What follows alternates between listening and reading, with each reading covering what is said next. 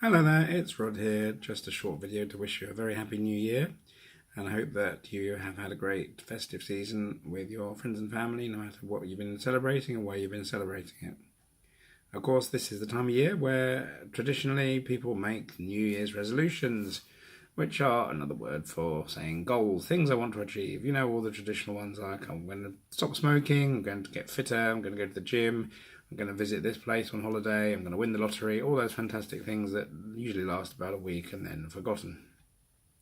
Some advice that I just wanted to share on that, which has helped me, I've found, is just three things really about that.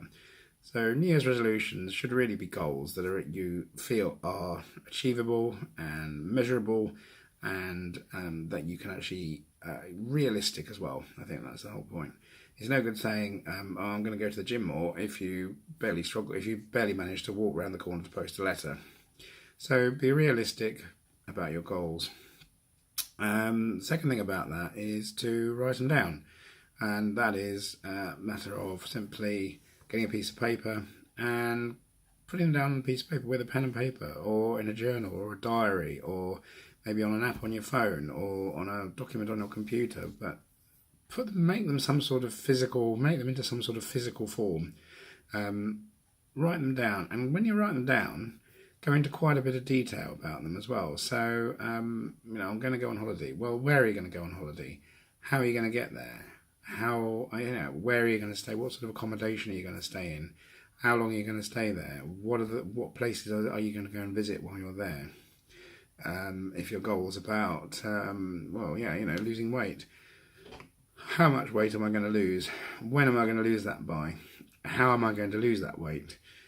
Just fleshing them out and making them written in written format and physical format, and B, in more detail, to actually helps you and your brain manifest the result you're trying to achieve. And then third bit of advice on that really is to review them regularly.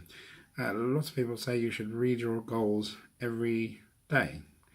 I think that's perfectly reasonable and doesn't take very long each day. And you find that if you get in the habit of doing that, you very quickly find that it's second nature. And if you don't do it, you actually miss the process. It's all about forming a habit. And by doing that sort of thing, reading through those goals, which are quite detailed and specific, but also realistic on a daily basis, that helps you to visualize them, and helps your subconscious mind to present opportunities to you to achieve them.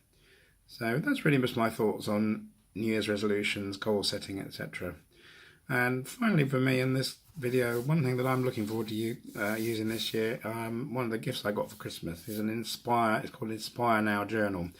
There's lots of journals and things like that out there, and I'm not particularly recommending this particular one in any way. But it was a gift from one of my family members, and what I particularly like about this is that it's got lots of different sections. One here for making long-term goals, and there's one for short-term goals.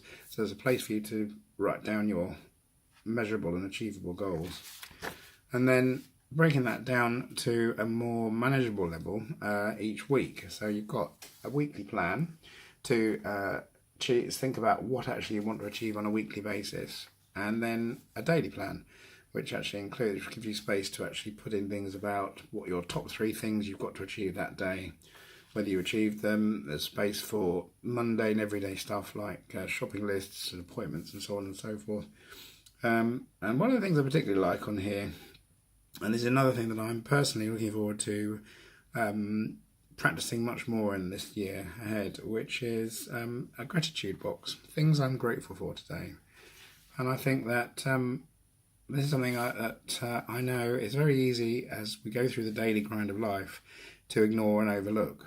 But actually, there are plenty of things to be grateful for in this world, no matter what your position is, where you live, what your history is, where you're starting from.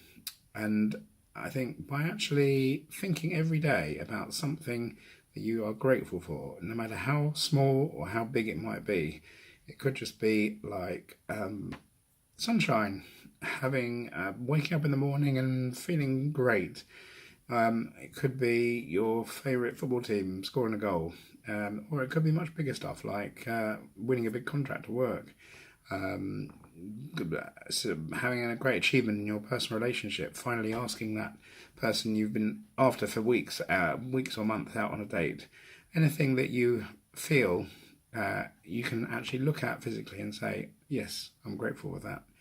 And I think that no matter who you are or what your beliefs are or what your background is, and this is something that we as humans need to work much more at, which is looking at the good in ourselves and in others and in the world going forward.